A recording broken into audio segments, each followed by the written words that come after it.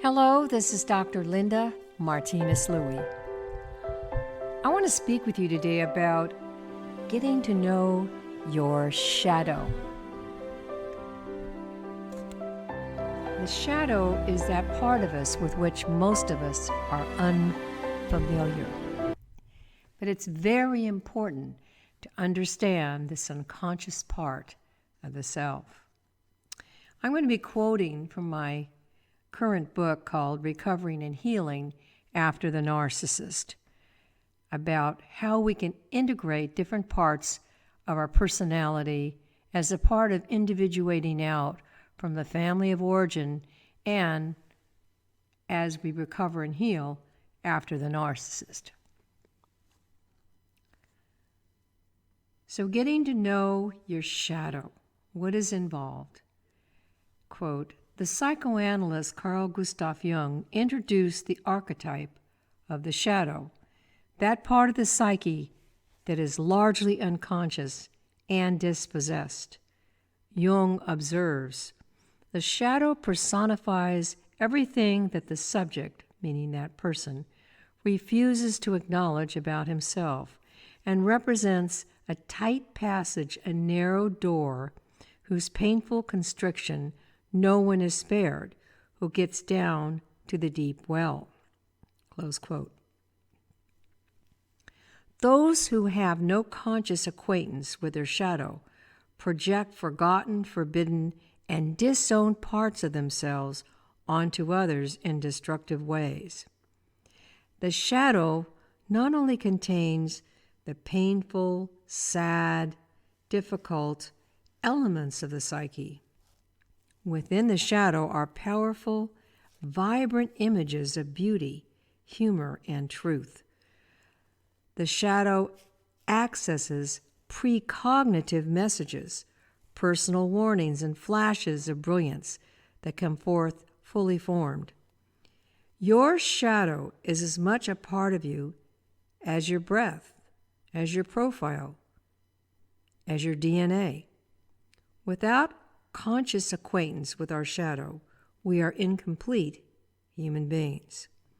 The creative notion of the shadow is not unique to psychoanalysis. The great painters like Da Vinci, Rembrandt, Raphael used chiaroscuro, the Italian word for light, dark, to build a rich contrast in their paintings, creating a dramatic solidity and multidimensional effect to their subjects. Their masterpieces, then, possess qualities of depth, drama, and aliveness.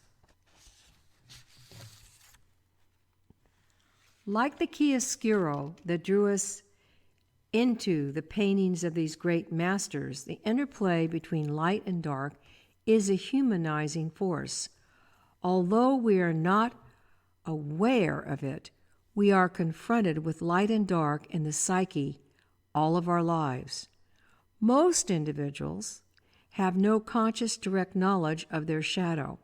As a result, the shadow is expressed unconsciously through primitive verbal projections and behaviors upon others.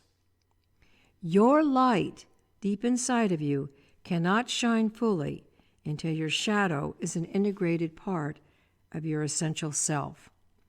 Once you embrace your shadow, it releases unbounded sources of creativity into the psyche.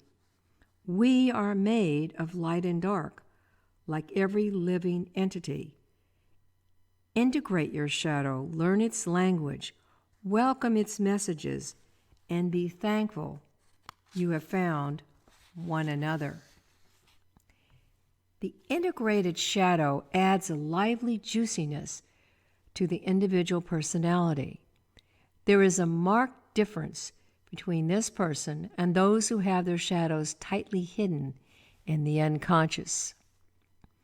We are receptive to our shadow and invited in, and when we are, we notice its distinctive, multicolored presence in our dreams, fantasies, conversations, writings, and reverie. Writing allows a tremendous release of the shadow. The shadow does not reveal itself to us completely.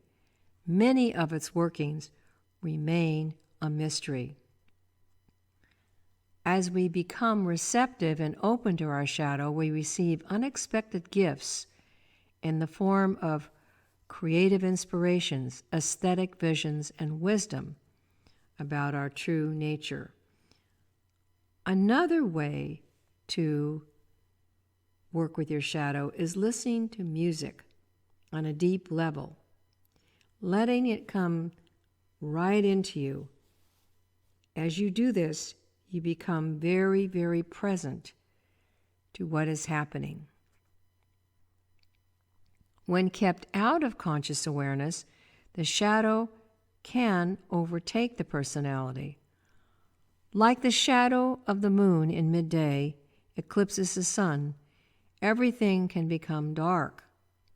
The disowned shadow can take retribution against a personality that is exceedingly closed, revealing itself in highly destructive ways.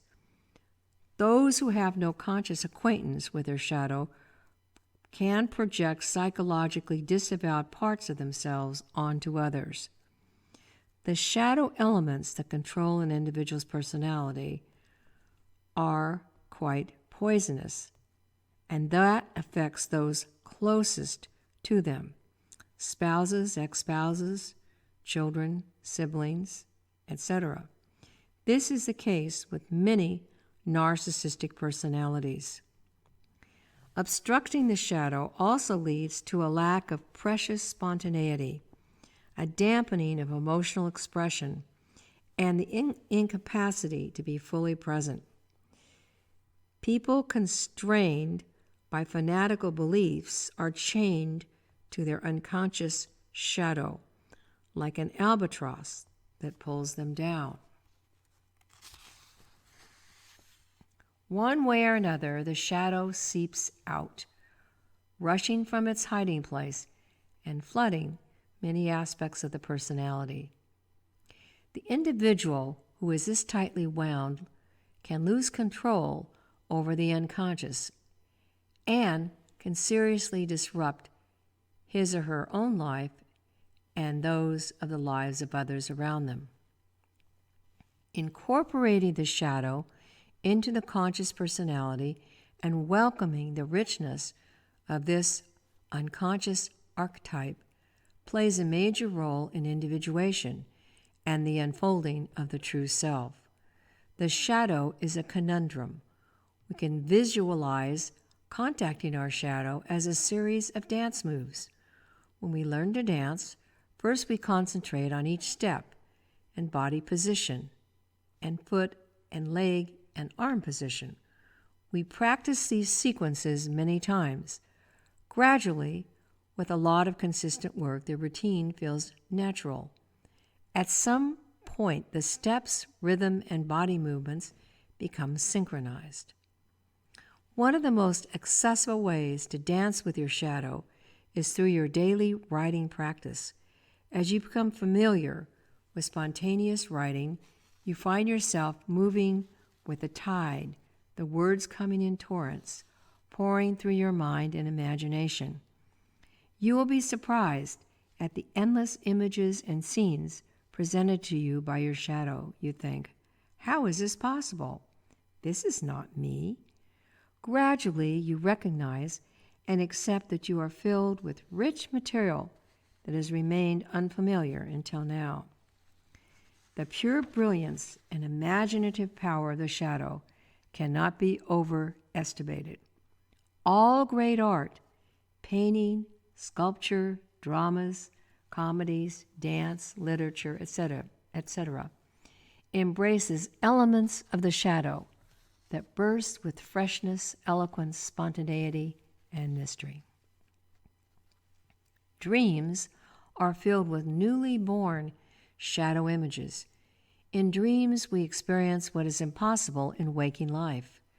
Creatures, human and inhuman, make their appearance on our nightly stage. We are fascinated, appalled, terrified, engaged, and in awe of them. Where did they come from? What force inside of us created them? They are earthly and otherworldly, heavenly and dark. And this is all part of integrating your shadow.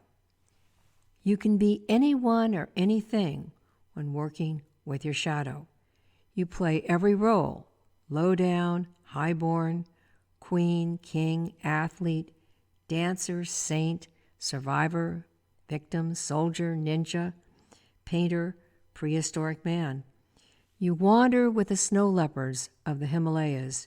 You ride on the back of a mother whale in the Sea of Cortez.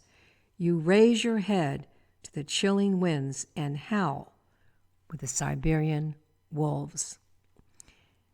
Please subscribe to my YouTube channel, Healing After the Narcissist.